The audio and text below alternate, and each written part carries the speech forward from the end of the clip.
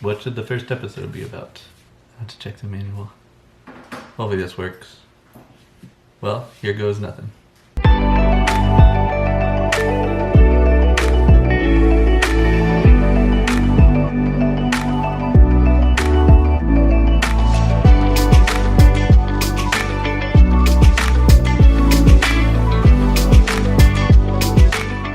Hey everyone, it's Gabe. If you're watching this, then you're actually watching the first ever vlog that I'm going to upload now to our YouTube channel. I've decided to appropriately title it Have a Seat with Gabe Trujillo. Try to do a little bit of a disability pun there. So if you are watching this, first of all, thanks for jumping on the channel and giving this episode a watch. Also, just wanted to go ahead and let you know a little bit about why I decided to start my own vlog. Why did I want to start this vlog? Well, I wanted to share some insight into life of a person with a disability, and I thought that this is a unique way for me to share those experiences. For those of you who don't know, I am a digital content producer for a TV station here in Phoenix, Arizona, and I've developed a little bit of a love for video editing. I'm a very novice right now at this point, but I'm slowly starting to learn the ins and outs of video editing, and I thought this was a nice fun side project to sort of learn a little bit more about video production and jumping into this whole vlog atmosphere. So we'll see how it goes. So for the first episode, I thought I'd go ahead and give you a little bit of a brief overview of who I am and why and how I became a quadriplegic. It all started way back in September of 1997.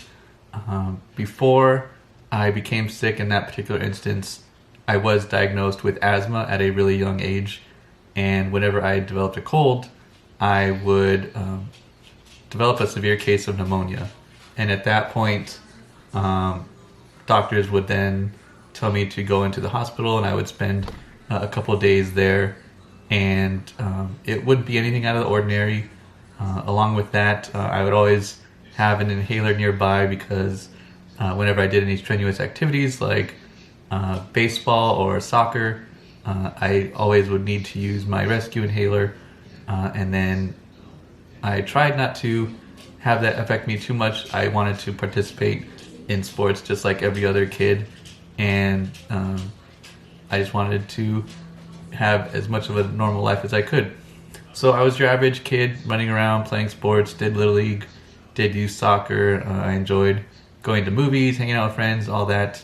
But when I turned 14, I developed an illness, and at that point, nothing seemed out of the ordinary and nothing was really different at that point. Ended up going to the doctor's office. Doctor said everything was fine, just go ahead and go home. You'll have some medications and you'll just power through it. When I went back, everything seemed fine, nothing too crazy, but as the days went on, my chest kept getting tighter and tighter, and I wasn't seeing any significant improvement. So from there, I decided to lumber out of bed on this particular night and tell my dad that I just couldn't really breathe on my own very successfully anymore. So we decided to go over to the emergency room. Once we were there, my levels continued to decrease. My oxygen levels weren't as well as they should be. They gave me numerous breathing treatments and nothing seemed to work. But from that point on, doctors said that a better chance for me to overcome this would be to be airlifted over to Phoenix Children's Hospital. So there I was, a 14-year-old kid, and the doctors were all worried. The nurses didn't really know what was going on, and so it was definitely really scary to think that, I'm deteriorating fast enough to where I needed to be airlifted over to a different hospital from the one that I was currently at.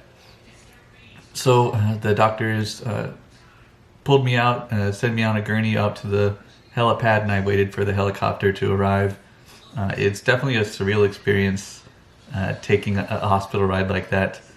You see it on all the TV shows and all the shows like ER and Chicago Med and all that. But to experience it firsthand is definitely a totally different experience. One of the things I do remember from that night was just flying over the city of Phoenix as I was flying over to PCH. And there at that point, it was definitely just really surreal. I mean, it was overnight, really, really early in the morning. It was pre-dawn. So all the downtown area was lit up, and you can look down and see all the lights up there. While it was scary, it was a little bit fun and interesting to see the city from that perspective. So once I landed there at PCH, they rushed me into the intensive care unit. Once I was there, I just remember there was a bunch of doctors and nurses huddled around me trying to figure out what was going on. And it was there when my right lung ended collapsing. The last thing I remember from that night was just some show playing on a TV screen while I was sitting there in the intensive care unit. And then after that, it was just darkness. The next thing I knew, I woke up 4 days later, and I somehow lost the ability to move my arms and legs. It was definitely a pretty surreal and frightening experience. Just the last thing I remember, I was your normal 14-year-old kid who was just starting his freshman year of high school and going through all the regular teenage stuff that teenagers go through. And now all of a sudden, I was connected to a bunch of machines. I had a ventilator tube going up my nose, helping me breathe, and all of a sudden I just couldn't move my arms and legs again. It was really scary. As you can imagine, any 14-year-old going through that, you're definitely going to be a little bit stressed out. But luckily for me, I had a really good support system around me, whether it was my friends or my family, my mom and dad and grandparents, aunts and uncles. They definitely gave me a lot of the strength that I had to work with what I had, to just take a deep breath and focus on getting better. So when I woke up from the coma, I proceeded with just sitting with the doctors and figuring out what was going on. I ended up spending about another month in the intensive care unit, connected to a ventilator. I was unable to efficiently breathe on my own anymore, so I was connected to the ventilator to help me breathe. It was pushing air into my lungs to make sure I was getting enough oxygen. After that, doctors had told us that I had almost record level lows as far as oxygen and saturation levels. So people always joke saying that I had the lowest oxygen and sat levels for someone who actually came out relatively unscathed from the illness or episode that they had. So that was kind of a feather in my cap, I guess, as it were. So after about a month in the intensive care unit, my health progressed enough to where I was transferred to a subacute unit, which was a section of the hospital for patients who were well enough to be out of the intensive care unit, but not necessarily well enough to go home, kind of like a rehab wing. So I ended up going there. Once I was transferred to that unit, they started to work with me to build up my strength, whatever little I had. First, to focus on trying to regain the ability to breathe on my own. I was connected to the ventilator probably for another year after my initial diagnosis.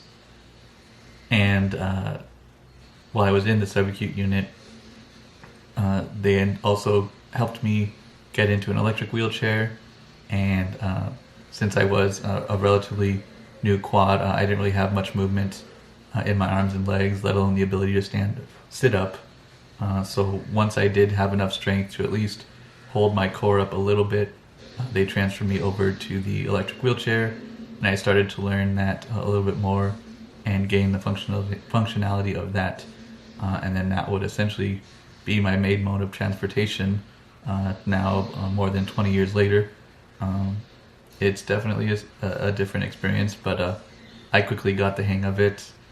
When you spend 8 months in the hospital, you sort of figure out ways to pass the time and trying to roll up and down the halls was my way of doing it. And this was way back in 1997, 1998. So there was no social media back then. There really wasn't much on the internet. So I had to come up with some interesting, unique ways to pass the time. When I wasn't sitting out in the nurses' station, hanging out with all the nurses, I was either working on a rudimentary computer that my dad brought in and just sort of followed around the computer and taught myself a little bit about Photoshop and some of the other internet stuff going on to pass the time. But it was definitely a long experience. Like I said, I spent around 8 months in the hospital trying to regain my strength. I didn't fully regain the ability to move my arms and legs, but I did get to the point where I was able to go home and be released from the hospital. If you want to learn more about that, or if you want to see a different, unique perspective on it, I'll put a link to the news video that they did on me while I had my hospital pass to spend Christmas Day with my family at home. At that point, I had been in the hospital for a few months, and doctors were able to give me the chance to go home for the day and spend the holiday with my family, and that was a unique package, and I definitely encourage you to check that out. Go ahead and find the link to that in the comments below.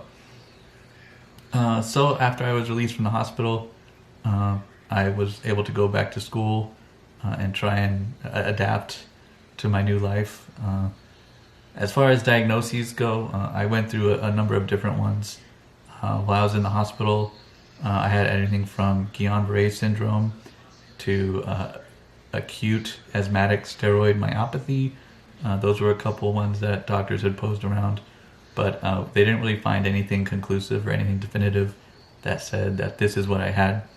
So it ended up probably being a couple years after my initial incident, and I ended up visiting not only hospitals like Shriners, UCLA, the Mayo Clinic, and there was also a neurologist here locally that I was able to speak with and talk with, and he came up with the diagnosis of Hopkins syndrome, and that is a rare form of polio that's prevalent in asthmatics that normally affects one limb after a severe asthmatic episode, but unfortunately for me, it affected all 4 limbs at once.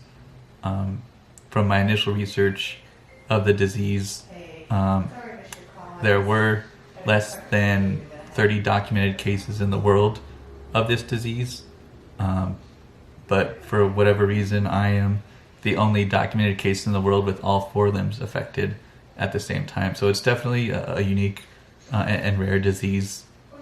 So that's probably the most recent and the most current diagnosis that I have been given. But recently, since I do work in the newsroom, we have been covering a lot of cases of this disease called acute flaccid myelitis. And after reading a bunch of the news stories about these kids who are fine one day and then they develop a cold, and then all of a sudden they're finding themselves paralyzed and weak in a number of limbs. And as I kept reading through them, I couldn't help but notice that a lot of these stories were the same stories that happened during my incident. Granted, all this stuff has started to increase in the last year or two. And for me, this happened well over 2 decades ago. And so the more and more that I read up on this AFM disease, I start to realize that maybe this is what I had 20 years ago. Now, there's no real test for it, so I don't know what would be a way for them to do that or to check and see if that's what I had. But you can't help but make the similarities between the two. So I wonder if that was something that happened to me and it was just not diagnosed right. I guess we'll never know at this point, but it definitely raises a few eyebrows as to thinking that this might have been what caused my illness 20 years ago. But we'll just have to wait and see. Maybe there'll be some additional research done that'll show that this is what happened to me. But in the meantime, I'm just going to go ahead and keep continuing living my life.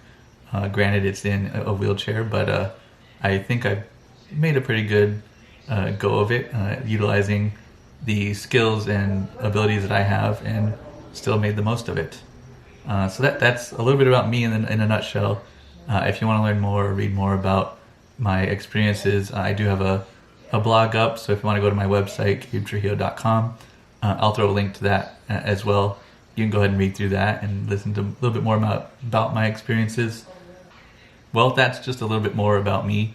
Hopefully you were able to learn a little bit more about my experiences and what it's like about living life in a wheelchair. I'll be sure to go ahead and try and post a few more blogs a little bit more frequently. Go ahead and also check back on this YouTube channel. I'll try and upload as many vlogs as I can. I'll talk about anything and everything about living life with a disability. If you do have any particular questions about what it's like to live life in a wheelchair, definitely post those in the comments too. Maybe I'll turn that into a vlog or two and go from there. Again, thanks for taking the time to listen to this and watch it and learn a little bit more about me. I definitely hope you decide to subscribe to this channel and stay tuned for more episodes. Until then, have a great day. And this is Gabe with Have a Seat.